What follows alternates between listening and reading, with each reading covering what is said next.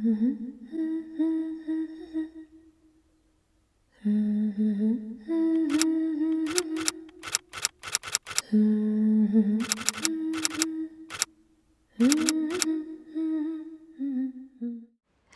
and welcome to a short video recipe on how to utilize the different views on the review page on Bookalope. In this video, we will show you the different key shortcuts you can use to navigate these views. Let's get started.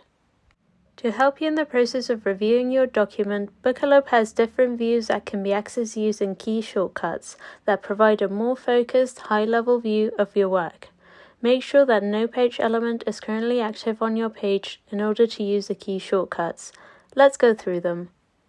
Headings view. The larger structure of a document is important for navigation metadata and for accessibility. This view shows only heading elements and their subtitles and filters out everything else. Use the H key to enter and exit this view. Empty paragraphs view. By default, Bookalope ignores empty paragraphs which may not be intended, so this view shows you all the empty paragraphs, if any, and filters the rest. Use the E key to toggle between this view. Images view. This view shows all the images of your document, including their captions if they have been labeled accordingly. Use the I key to toggle between this view. Selected elements view. Bulk selecting elements can be very useful when working with paragraphs of the same type that are scattered across your document. This view filters everything but the currently selected elements.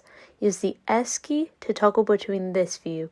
We will cover the different uses of bulk selection in a separate short video recipe. Normal view. No filter is applied in this view and all elements in your document are visible. Use the A key to toggle between this view and go back to showing all elements. Don't worry, we don't expect you to remember all of these. You'll be able to find a reminder of these key shortcuts at the top of your review page.